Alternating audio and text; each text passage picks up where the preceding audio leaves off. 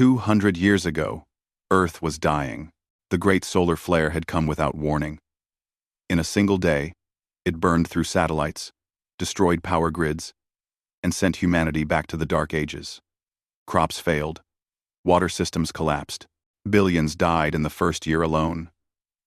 Those who survived fought over scraps of food and clean water. Cities became graveyards. Hope became a forgotten word. The stars watched, and most did not care. The galaxy was full of life. Thousands of species had built empires among the stars. They had faster-than-light travel, weapons that could crack planets, and technology that seemed like magic. But to them, Earth was nothing. Humans were primitive creatures on a small blue world, too weak to matter, too far away to notice. But one species noticed. The Valori were gentle beings. They stood tall and thin, with soft gray skin and large dark eyes that seemed to hold endless kindness. They had no army. They had no weapons. In a galaxy full of predators, they survived by being useful, by healing others, by causing no harm. Many species thought them foolish. The Valori simply smiled and continued their work. Elder Moth was old even by Valori standards. He had seen empires rise and fall. He had watched cruel species burn worlds and kind species fade away.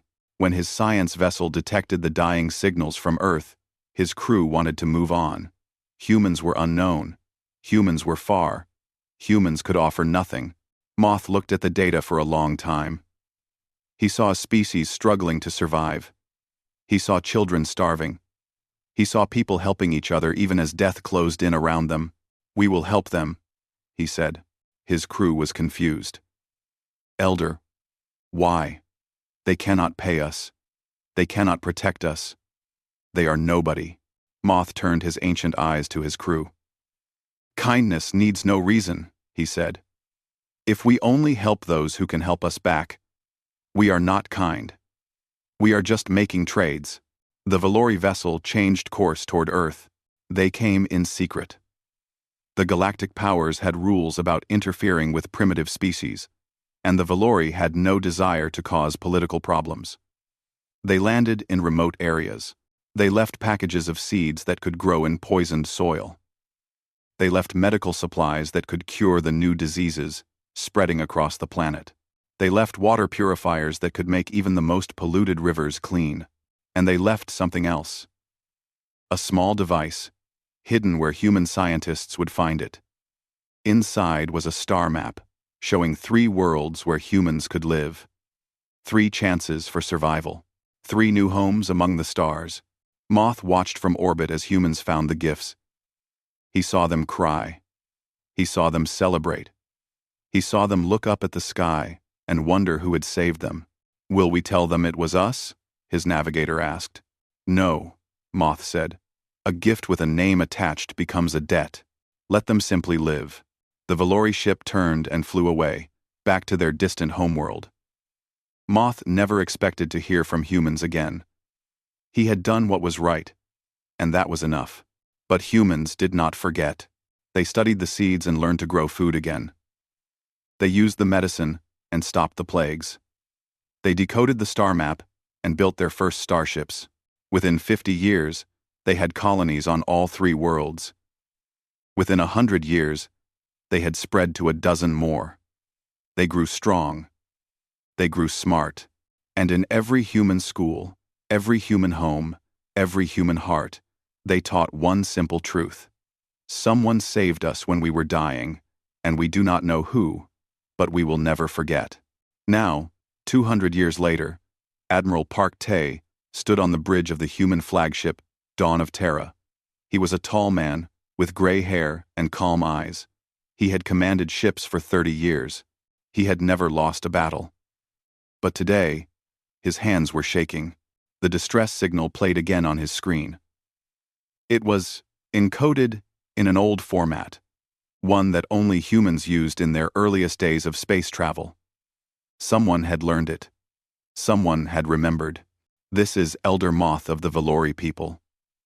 We are under attack. Our world is burning. We have no weapons. We have no hope. 200 years ago, we helped a dying species because it was right. If anyone remembers, if anyone cares, please help us. Please. Park Tae closed his eyes. The Valori. After 2 centuries of wondering, humanity finally knew who had saved them. And now, their saviors were dying. He opened a channel to the Human Council. Within minutes, all 12 council members were on screen. Park Tae played the message. He watched their faces change. He saw shock, then recognition, then something harder. Something like fire. The Kroth Dominion is attacking them, Park Tae said. Intelligence reports say the Kroth want to harvest the Valori for biological components. They plan to take them apart while still alive and use their organs for cybernetic upgrades. Council member Cho Sung, the oldest among them, spoke first. His voice was rough with age and anger. These are the ones? The ones who saved us? Yes, sir. How many ships can we send? If we mobilize everything, including reserve fleets and training vessels, we can assemble 400 warships within 2 weeks. The council members looked at each other. 400 ships was everything humanity had. It would leave human space completely undefended. If they failed, if the Krath decided to strike back, humanity itself could fall. Cho Sung smiled. It was not a pleasant smile. 200 years ago, the Valori risked everything to help strangers who could give them nothing. They did it because it was right. He looked at his fellow council members. What kind of people would we be if we did anything less? Made. The vote was called. It passed in 4 minutes. It was the fastest vote in human history. Park Tae felt his heart swell with pride. This was humanity at its best. Not conquerors, not cowards, just people who remembered kindness and refused to let it go unpaid. He opened a channel to all human military vessels. His voice was steady now. His hands no longer shook. This is Admiral Park Tae. All ships are to report to Rally Point 7 immediately. We are going to war. 200 years ago, the Valori saved our species when we had nothing to offer them. Now they are dying. And they have asked for our help. We will give it. We will give everything. Because that is who we are. That is what humans do. We remember. And we repay our debts. Across human space, engines roared to life. Crews ran to their stations. Families said goodbye. And 400 ships began their journey toward Valori space. The galaxy had no idea what was coming, but it would learn. Warlord Gravik sat on his throne made of bones. The bones came from 100 different species, collected over decades of conquest. Each one was a trophy. Each one was a warning. This is what happens to those who stand against the Krath. Gravik was massive, even for his kind. The Krath were built for war. They stood 8 feet tall, with thick, scaled skin and 4 muscular arms. Their eyes were red and filled with hunger. They had conquered 60 worlds. They had enslaved dozens of species. And they had never known defeat. A servant approached, trembling. All servants trembled near Gravik. Those who did not tremble usually ended up as part of his throne. My lord, our intelligence division has a report. Gravik waved one of his 4 hands. Speak. The humans have mobilized their fleet. 400 ships are heading toward Valori space. For a moment, Gravik said nothing. Then he laughed. The sound was deep and cruel, echoing through the throne room like thunder. Humans? He laughed again. Those small pink creatures? The traitors? The engineers? He shook his massive head. I have heard of them. They buy and sell things. They build machines. They have never fought a real war in their pathetic history. My lord, 400 ships is a significant force. 400 ships of what? Trading vessels with weapons attached? Gravik stood up, towering over his servant. The Valori are ours. Their bodies will fuel our armies for generations. And if these humans want to die for them, then we will add human bones to my throne. He dismissed the servant with a wave and called for his generals. The message was simple. Send the Third Fleet to deal with the human problem. 40 dreadnoughts, each one capable of destroying a small moon. It would be more than enough. Far across the galaxy, in the great chamber of the Syndicate of 12, ancient beings watched the situation unfold. The Syndicate was made up of the oldest and most powerful species in known space. They had existed for millions of years. They had seen countless wars, countless empires, countless rises and falls. Elder Voss of the Syndicate spoke first. His species had no physical form anymore, existing only as patterns of light and energy. The humans are moving against the Krath. This is foolish. Agreed, said another elder, a being made of living crystal. The Krath are brutal, but powerful. Humans are young. They have no experience in galactic warfare. They will be destroyed. Should we warn them? We should. It would be cruel to let them march to death without knowing. And so the Syndicate sent a formal message to the Human Council. It read, "We advise against military action toward the Krath Dominion. The Krath possess superior firepower, numbers, and experience. Any conflict will result in human extinction. Accept reality. Some species cannot be saved." Captain Lihana received this message aboard her ship, the destroyer, Unyielding. She was a small woman with sharp eyes and a sharper mind. She had served in the Navy for 15 years. She had never run from anything in her life. She read the message aloud to her bridge crew. When she finished, she looked at them.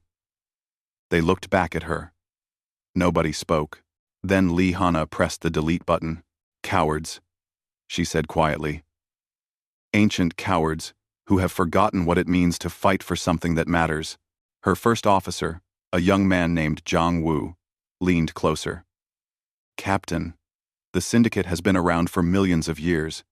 Maybe they know something we do not." Lihana turned to face him. "They know how to survive, Zhang Wu. But survival is not living. The Valori saved us when no one else would. They did not calculate the odds. They did not ask what they would gain. They just helped because it was right." She pointed at the deleted message.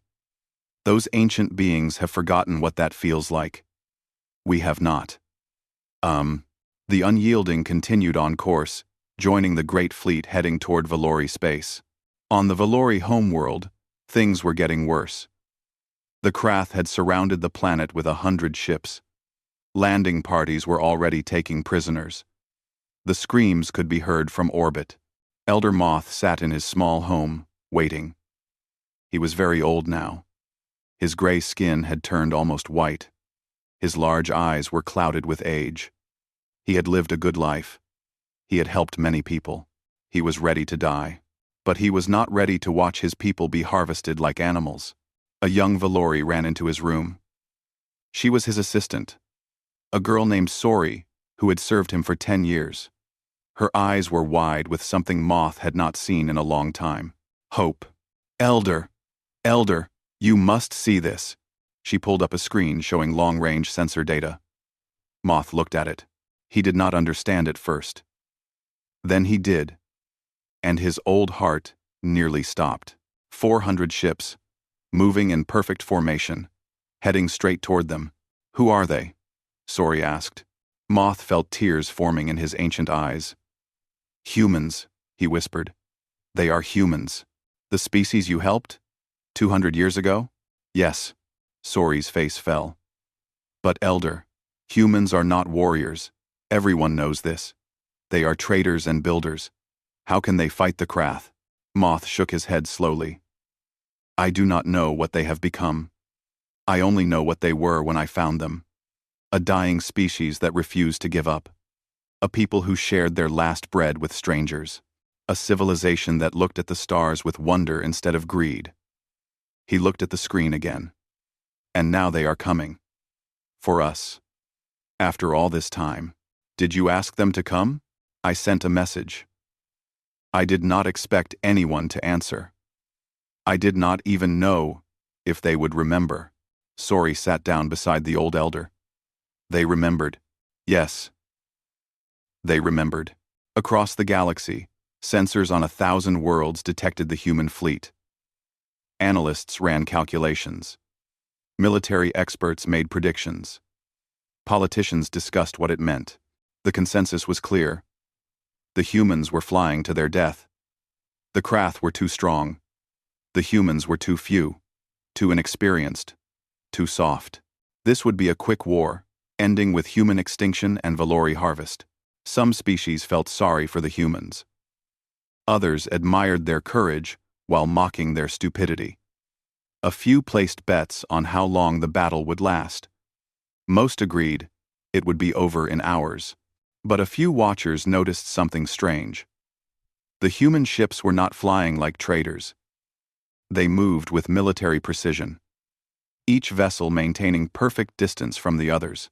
Their formation was complex, designed for both defense and attack. Their communication signals were heavily encrypted, impossible to decode. An analyst for the syndicate submitted a quiet report. Human fleet behavior does not match expected patterns for inexperienced forces. Recommend further observation before final assessment. End quote. The report was ignored.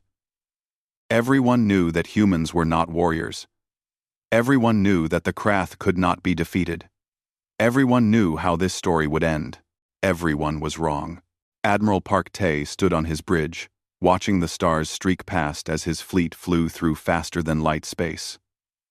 In 6 hours, they would arrive at Valori space. In 6 hours, they would face the Krath.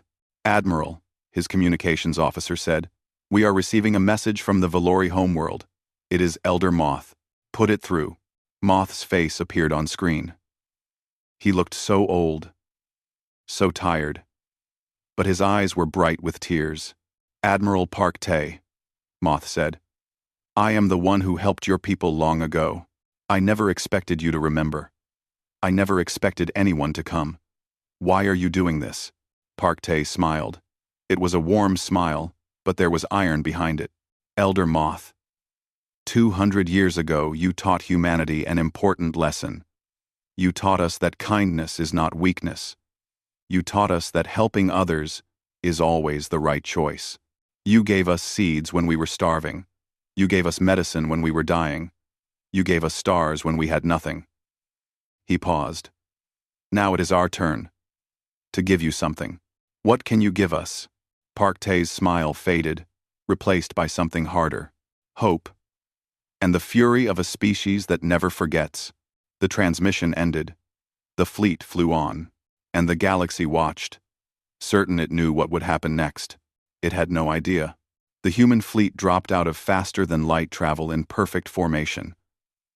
400 ships appeared in Valori space, like a wall of steel and fire.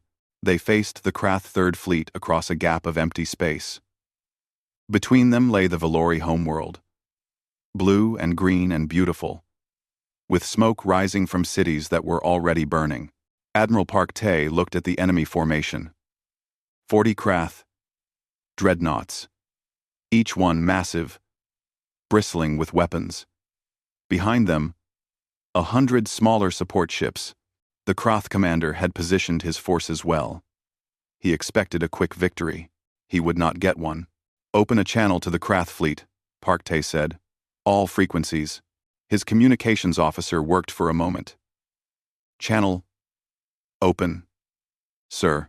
Park Tay stood straight and spoke clearly. "This is Admiral Park Tay of the United Human Fleet.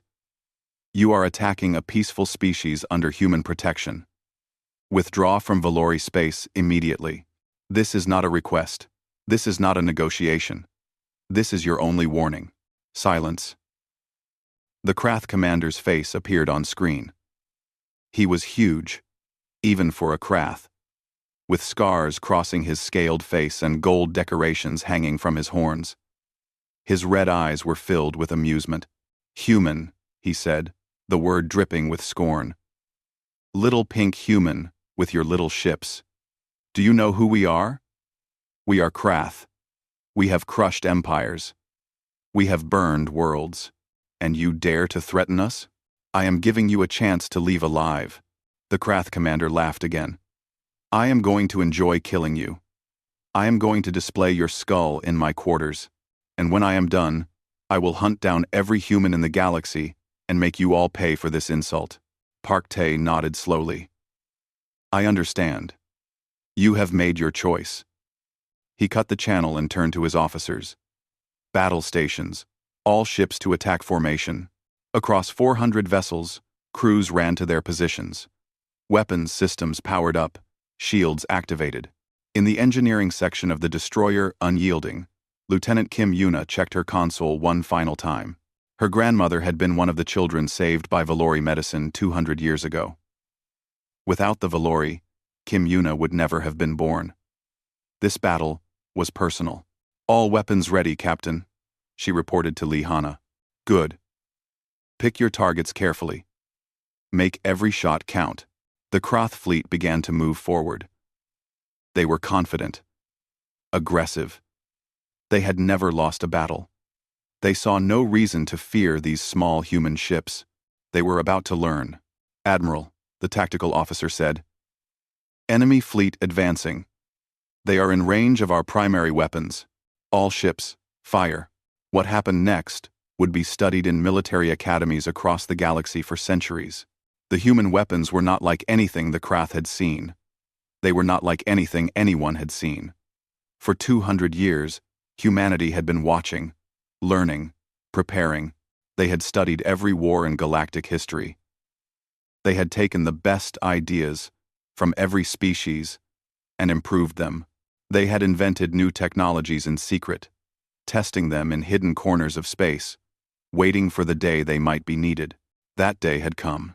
The first wave of missiles launched from human ships looked ordinary enough. The Krath point defense systems targeted them easily. But these missiles learned. When one was destroyed, the others changed their approach. They flew in patterns that confused targeting computers. They worked together like a single living thing, always adapting, always improving. 30% got through. They struck the lead Krath dreadnought with terrible force. Direct hits on the enemy flagship, the tactical officer shouted. Their shields are failing. Their shields are failing. Their shields. Their shields. Park Tae watched calmly. Railgun batteries. Fire at will.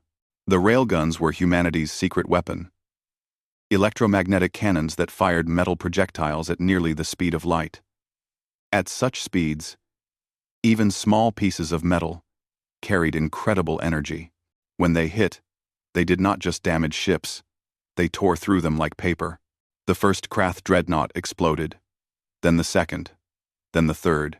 On the Krath flagship, the commander stared at his screens in disbelief. 3 of his most powerful ships, destroyed in minutes. This was impossible. Humans were supposed to be easy prey. Return fire, he screamed. All ships, concentrate fire on the human flagship. The Krath weapons were powerful. Plasma cannons that could melt through steel. Missile batteries that could crack asteroids. They fired everything they had at the dawn of Terra. Most of it missed.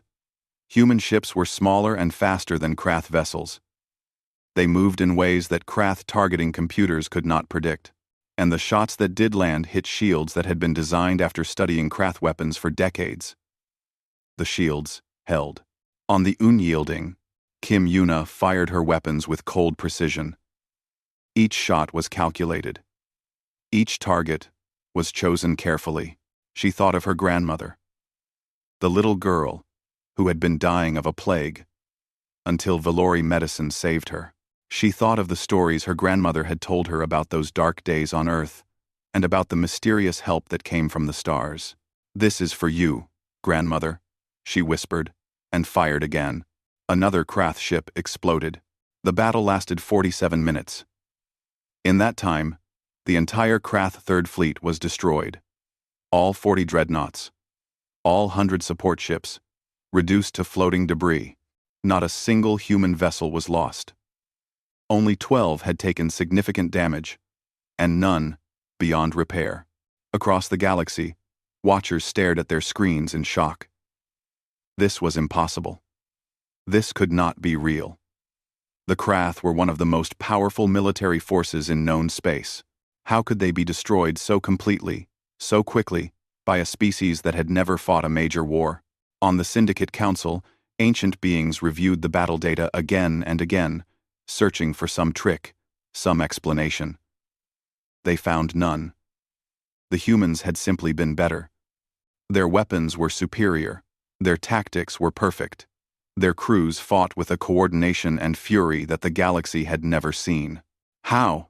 Elder Voss asked. How did they do this? No one had an answer. Admiral Park Tay broadcast a message on all frequencies. His voice was calm, steady, carrying across the stars to every listening ear. This was mercy. We gave the Krath a chance to leave. They chose to fight. They chose to die. He paused. The next Krath fleet that enters Valori space will receive no warning. They will receive no mercy. They will simply receive death. On the Valori homeworld, the message was heard. Krath ground forces stopped their advance. They looked up at the sky, where the debris of their fleet was slowly falling like metal rain. They saw human dropships beginning to descend. They saw their doom approaching. Elder Moth wept, not from sadness, but from overwhelming emotion. 200 years ago, he had helped a dying species because it was the right thing to do. He had never expected anything in return, and now that species had crossed the galaxy to save his people, fighting with a power and determination that shocked the universe. His assistant, Sori, sat beside him, watching the battle reports. I see. How did they become so strong? Moth thought about this for a long moment. When I found them, they were weak and dying. But they never gave up. They kept fighting, kept helping each other, kept hoping. I think that is who humans are. They do not accept defeat. They do not forget kindness. And when they decide to fight for something they believe in, nothing in the universe can stop them. He looked out his window at the human ships now entering orbit around his world. We gave them a gift of life 200 years ago, he said quietly. I think they have been preparing to repay that gift ever since. And the galaxy is only now learning what that means. Above the Valori homeworld, Admiral Park Tay gave new orders. Search and rescue operations would begin immediately. All Valori prisoners would be freed. Medical teams would treat the wounded, and the fleet would remain on guard until the Krath threat was completely eliminated. But everyone knew this was not over. 40 dreadnoughts was just the third fleet. The Krath had hundreds more ships. Warlord Gravik would be angry. He would seek revenge. Park Tay smiled grimly. Let him come. Humanity had a debt to repay, and they were just getting started. The galaxy trembled. And for the first time, it was not the Krath they feared. It was humanity. Warlord Gravik destroyed his throne room. He tore apart the ancient bones with his 4 arms. He smashed the screens, showing the battle reports. He killed 3 servants who were too slow to run away. When his rage finally cooled, he stood in the ruins of what had been the most feared room in the Krath Empire. Breathing heavily, his red eyes burning with hate, his entire third fleet gone, destroyed by humans, by creatures he had dismissed as weak and worthless. The shame of it burned worse than any wound. His generals stood at a safe distance, waiting. They had never seen Gravik like this. They had never seen him afraid. And beneath his rage, they could see the fear growing. How? Gravik demanded. How did they destroy our ships? One general stepped forward carefully. My lord, our analysts have reviewed the battle data. Human weapons are far more advanced than we expected. They seem to have been developing military technology in secret for a very long time. Their missiles adapt in real time. Their railguns fire projectiles at nearly light speed. Their shields are specifically designed to counter our weapons. Why did we not know this? They hid it, my lord.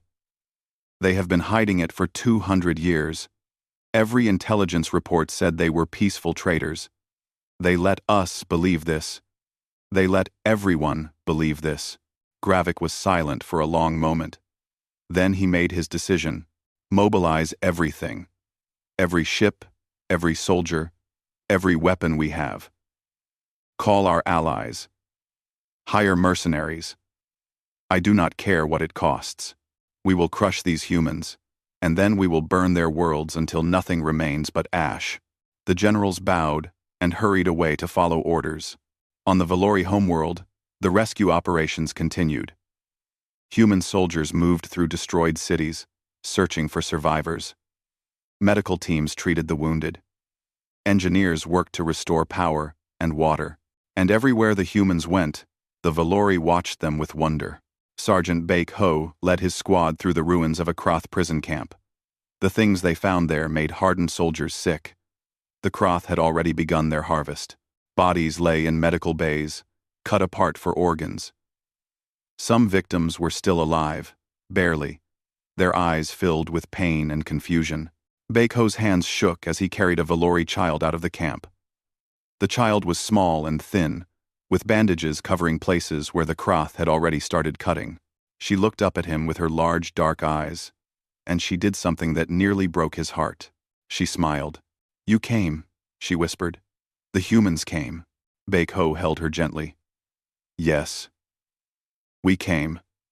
And we are not going to let anyone hurt you ever again." Behind him, his soldiers were finding more survivors. Some were too far gone to save. Those were the hardest. But every life they rescued felt like a victory against the darkness. Admiral Park Tae received reports from across the planet. The liberation was proceeding well. Krath ground forces had surrendered or fled. The Valori were safe. For now. But Park Tae knew this was just the beginning. A message came from Earth. The Human Council had been in session for 12 hours, debating the next step. Now, they had a decision.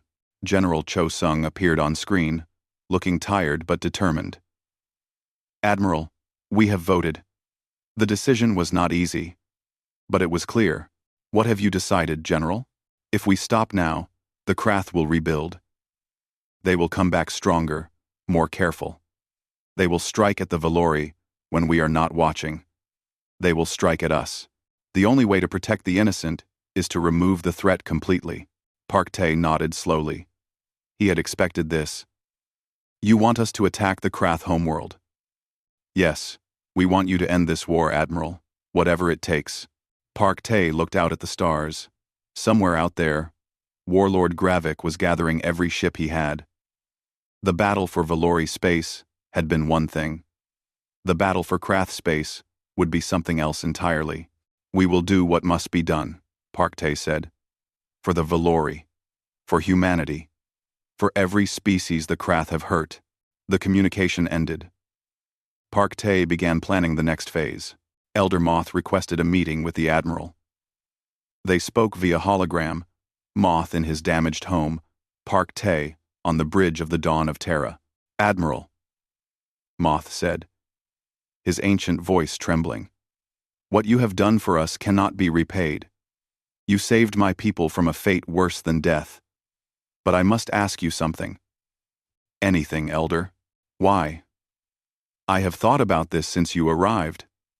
We helped you 200 years ago." "Yes. But that was a small thing. Seeds and medicine, and a star map.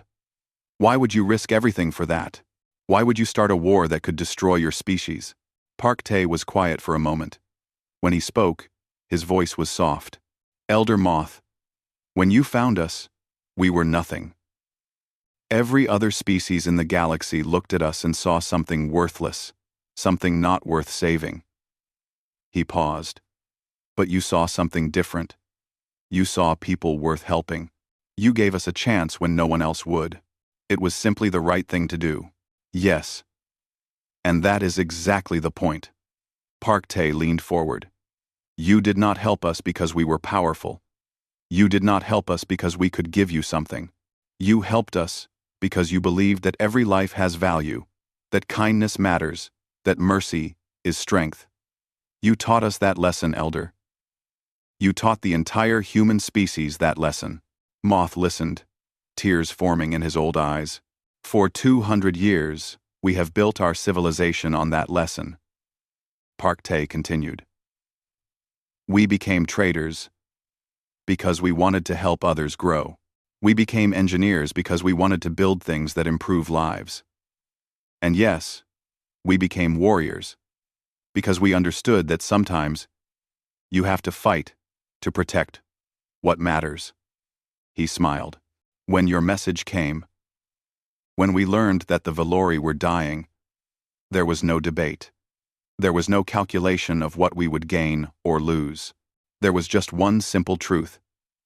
You saved us, and now we will save you. That is who we are.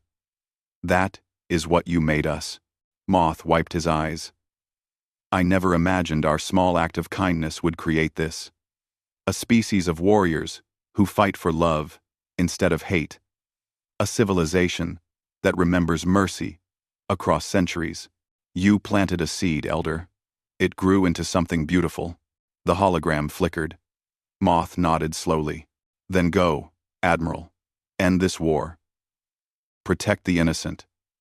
And know that whatever happens, the Valori will never forget what humanity has done for us. You have given us the greatest gift anyone can give. Hope. The communication ended. 2 weeks later, the human fleet arrived in Kroth space.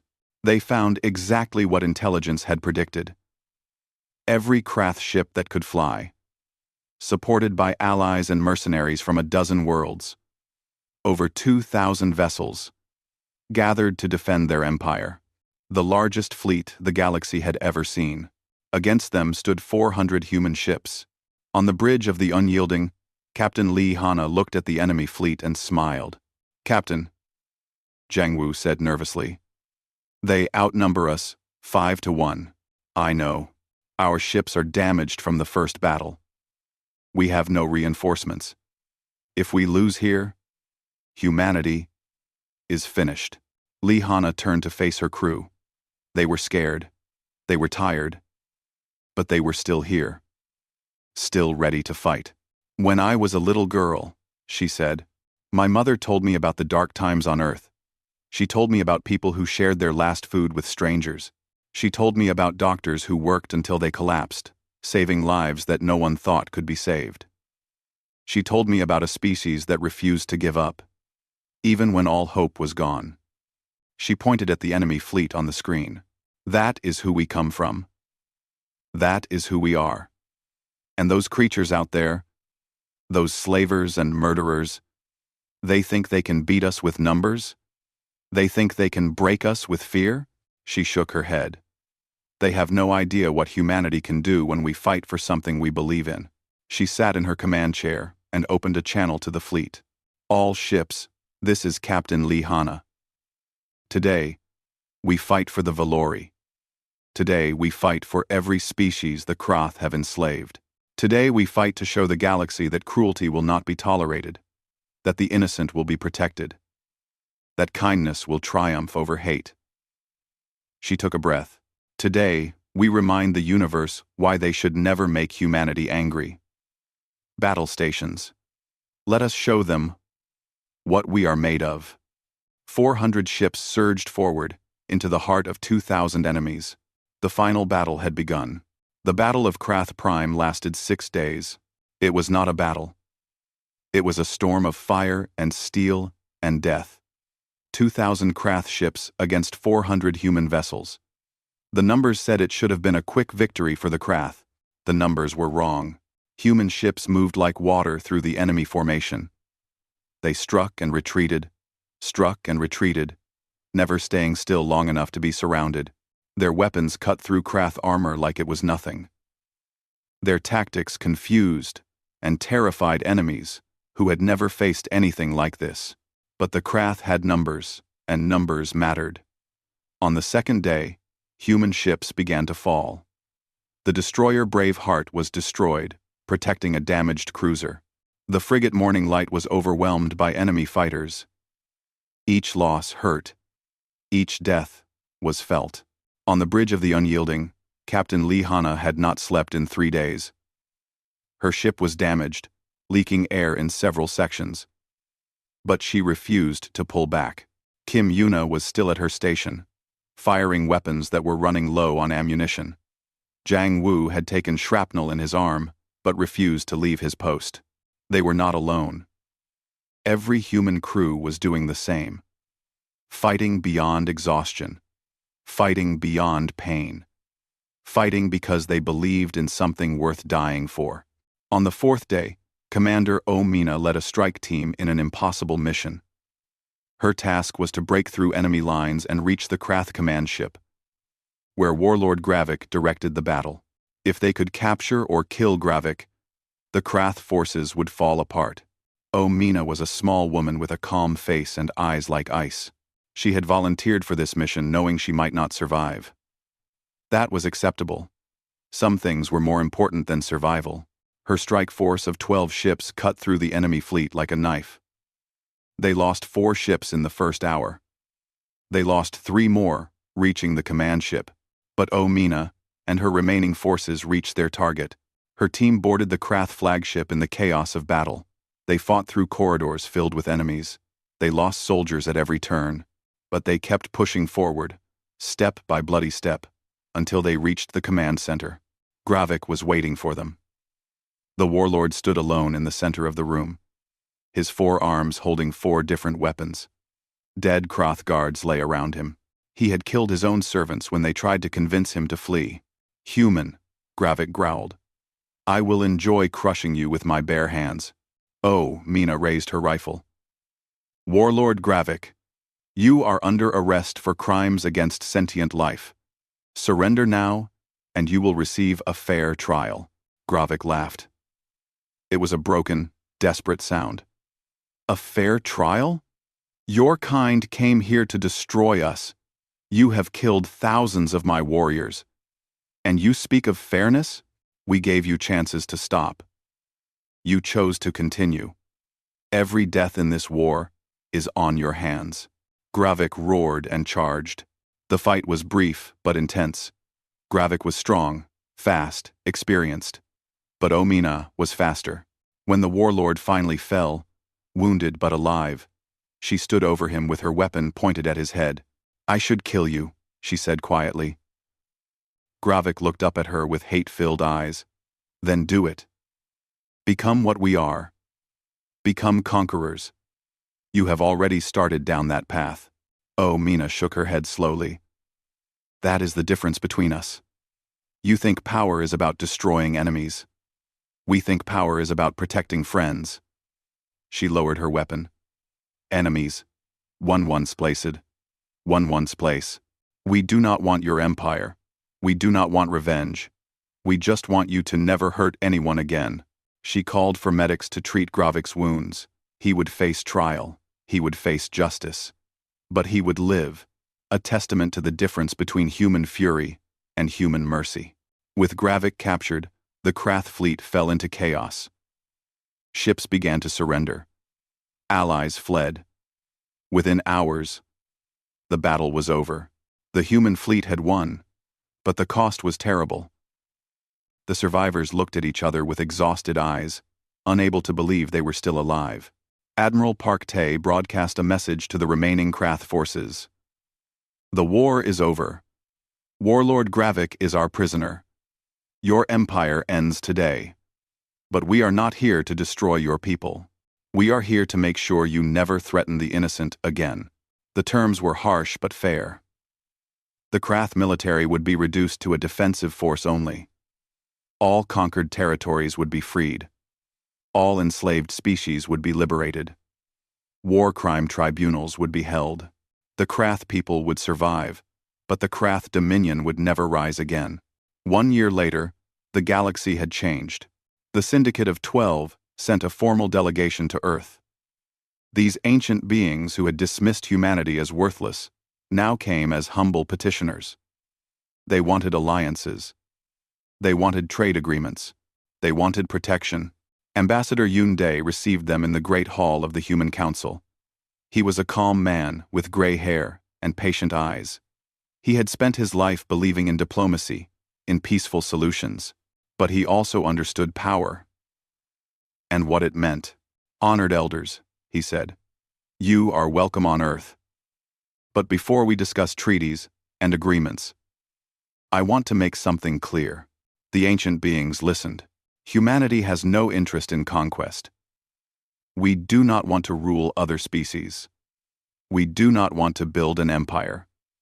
We just want to live in peace, to trade, to explore, to build things that help others. He paused. "But we will never stand by while the innocent are harmed. We will never forget those who helped us when we were weak. And we will never forgive those who prey upon the defenseless." He looked at each of the ancient beings in turn. "So when you ask for our alliance, ask yourselves, will you stand with us when kindness demands it? Will you help those who cannot help themselves? Will you treat mercy as strength instead of weakness?" He smiled slightly. "If so, then we can be friends. If not, then perhaps you should look elsewhere for protection." The syndicate delegation exchanged glances. They were old. They had seen everything. But they had never seen anything quite like humanity. On the restored Valori homeworld, construction crews were building a memorial in the capital city. It was not human construction.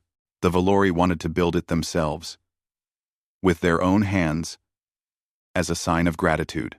The memorial showed a simple scene: a human hand reaching down to lift up a Valori figure. Both were rendered in white stone, standing against the blue sky. At the base, an inscription was carved in both human and Valori languages. "Kindness, once given, echoes through eternity." Elder Moth visited the memorial often in his final years. He would sit on a bench nearby, watching young Valori play in the plaza, watching human tourists take pictures, watching his world slowly heal from the wounds of war. Sometimes young Valori would recognize him. They would come to him with questions about the humans, about what happened, about what it all meant.